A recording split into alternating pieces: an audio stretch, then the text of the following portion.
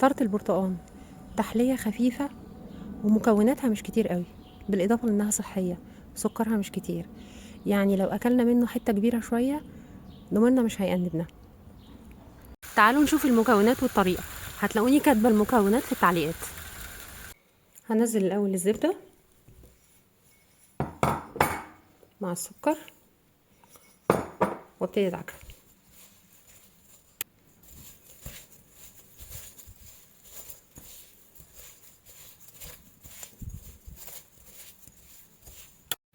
بعد حوالي 3 دقايق دعك السكر داب في الزبدة. هحط بقى الدقيق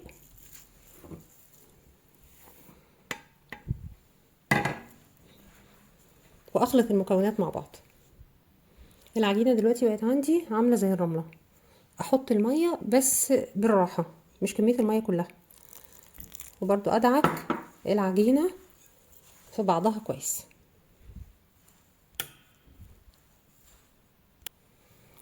وادي العجينة بتاعتي بعد ما خلصتها. كنت بحط المية حبة حبة علشان خاطر العجينة ما تسحش مني. ف يعني حاولوا لما تيجي تعملوا العجينة نحط بالمعلقة حتى المية، لازم توصل للقوام ده. هحطها بقى في السلوفان وعلى التلاجة نص ساعة لغاية ما اجهز الكريمة. دلوقتي هبتدي بالكريمة. هحط بيضتين كاملين وصفار بيضة واحدة، عليهم نص كوباية سكر، وعليهم معلقة ونص نشا، وعليهم بشر برتقان. وابتدي اقلبهم كويس. ده شكل خليط الكريمة لما تقلب كويس.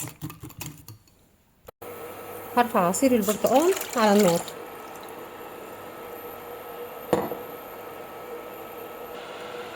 انا وطيت النار على عصير البرتقال، وهاخد شويه من عصير البرتقال احطه على خليط عندي، خليط الكريمه اللي انا عملته، علشان اعادل بس درجه الحراره كده. وابتدي اقلب، وبعدين ابتدي ارجعه واقلب باستمرار علشان الخليط ما يكلكعش مني. استمر في التقليب. الكريمه ما بتربطش بسرعه، يعني لازم اصبر عليها شويه. بعد حوالي 3 دقايق او 4 دقايق هلاقيها ابتدت تتقل. بس اهم حاجه ان انا النار عندي ما تبقاش عاليه، تبقى اقل من المتوسطه، وما اوقفش تقليب خالص علشان ما تكلكعش معايا. ادي الكريمه عقدت، مش عايزه اقول لكم ريحتها تجنن قد ايه. خلاص كده اهو. هرفعها من على النار واصبها واسيبها تبرد. ادي الكريمه بعد ما خلصت، مش عايزه اقول لكم ريحتها وشكلها لونها. وانا طبعا دقتها وطعمها يجنن كده اهو. انا غطيتها بسليفان، منعتها عن الهواء عشان ما تكونيش طبقه تخينه تعمل وش يعني. وهسيبها تبرد خالص، وبعد ما تبرد هدخلها التلاجة لغايه ما العجينه بتاعتي ما تخلص.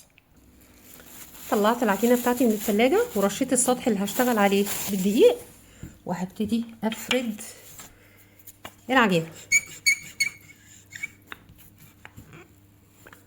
أيوة.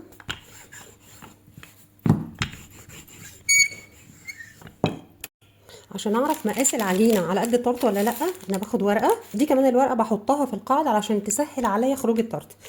باخد الورقه اللي ورقه الزبده وبعملها كده، باخد المقاس بريحها خالص على الصينيه او القالب بتاعي، وبتنيها كده كده اهو. وبعدين باخد كده كده يا دوب على قدها، يبقى كده العجينه بتاعتي، مساحه العجينه بتاعتي على قد الطرط. ابتدي ارفعها بسم الله كده. تمام. اضغط عليها بايدي من هنا كده اريحها. الجزء اللي فوق ده همشي عليه بالنشابه واسويه بايدي. هخرم الطرط بتاعي علشان خاطر ما يترفعش. هو على العموم ما فيهوش اي ماده رافعه ولا فيه بيض، فمش هيترفع كتير، بس برضو احتياطي ان ممكن يتنفخ شويه. خرمته من كل حته من القاعده. وورقه سلوفان. انا بيبقى عندي حبوب، انا عندي جايبه حوالي نص كيلو فول، ده مخليه علشان خاطر اعمل بيه طرف باستمرار. بستخدمه وبعد كده بدخله ايه، بشيله في كيس وبحطه في التلاجة، وبعدين ارجع استخدمه ايه مره تانية. هحطه دلوقتي في الفرن على درجه حراره 180 درجه مئويه. الحلويات ما بتتعملش على درجه حراره عاليه، دايما بتبقى تحت ال 200. 180 درجة مئوية لمدة من 20 ل 25 دقيقة على حسب نوع الفرن بتاعك، طبعا في الايه، في المستوى اللي في النص. دي العجينة بتاعتي بعد حوالي 25 دقيقة. كان في بياض بيضة احنا سيبناها في الاول، ضربت معاها كيس فانيليا وهوزعها على القاعدة عشان اسد المسام بتاعتها، وهرجعها الفرن تاني حوالي 3 دقايق. ده شكل الطرف لما طلع من الفرن، هو لسه دافي شويه، بس انا عايزه اوريكم شكله قد ايه شكله جميل وريحته شهيه جدا. بصوا طلع معايا بسهوله.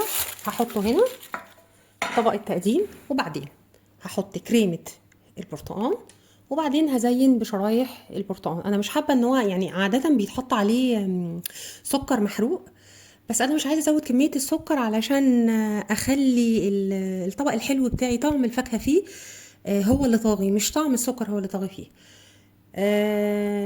نشتغل نركب المكونات النهائيه ونشوف النتيجه الاخيره هتطلع ايه. ايه رايكم بقى في النتيجه النهائيه؟ انا عايزه اقول لكم ريحته تجنن، غير انه الوانه مبهجه جدا، غير كده يعتبر فاكهه اكتر من السكر. صح وعافيه.